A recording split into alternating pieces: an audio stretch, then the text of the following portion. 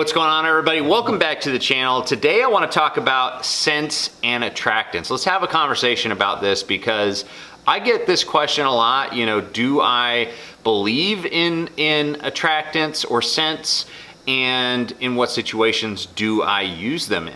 So this is a topic that I've really gone back and forth on, and I'm not exactly sure how to answer this, but I figured we'd go ahead and have a discussion about it, and I'd kind of share some of my thoughts on what I think about the ability of scents to help you catch more fish, and some of the things that I think are a little bit more myths, and I think first off, I think that the term scents is a little bit misleading, because I don't think that most of what we consider scents or attractants actually, pull fish to your bait.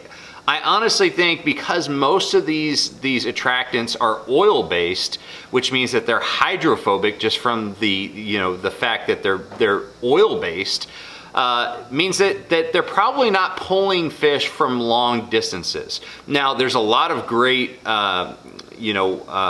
water-based scents out there, and when you have a water-based scent, that means that it's going to dissipate into the water. Those scent molecules are going to be out there. Water-based scents are going to get out there further, but the problem is they're going to dissipate much quicker, so they're probably not going to stay on the bait all that well.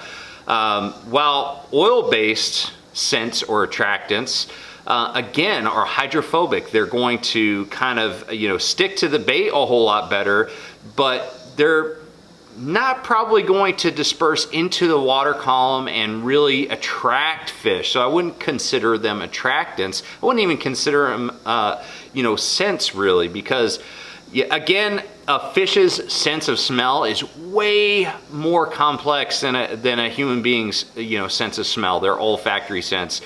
So I may be completely wrong on this, but it's my belief that when you put a bait in the water that has an oil-based scent or attractant on it, most of that scent is going to to ball up and float up to the surface, as opposed to like spreading into the water column and attracting fish to it. But again, it's going to stick to the bait a whole lot better too.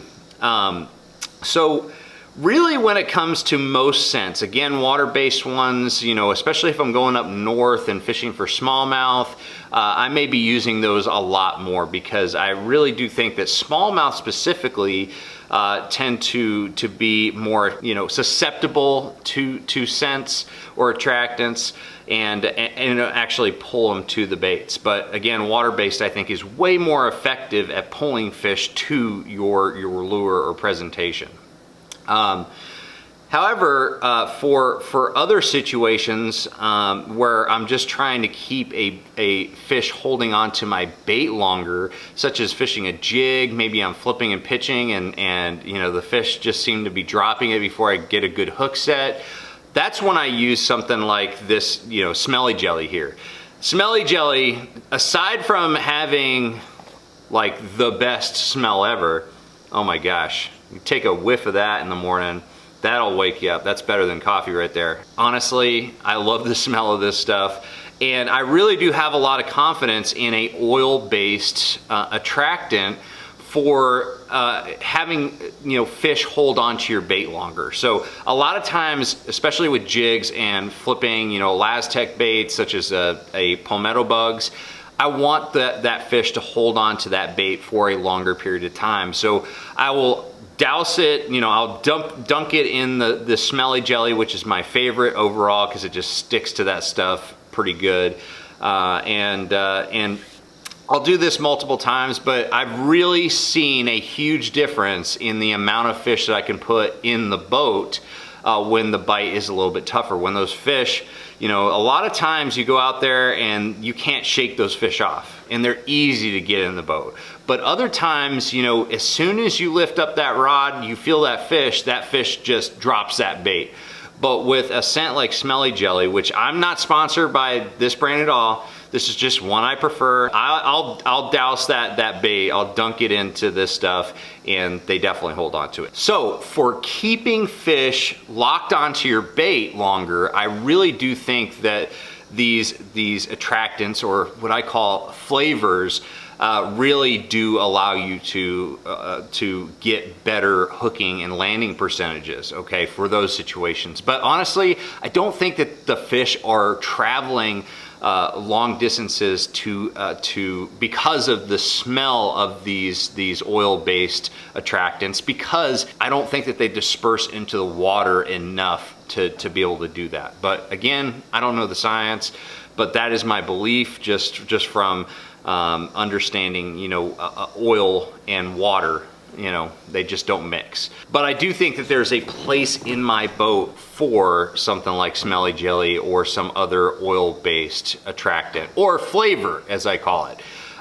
So if you're having a hard time having fish, you know, drop the bait before you can set the hook, and you're just not getting good hook sets, really think about trying these oil-based scents or attractants.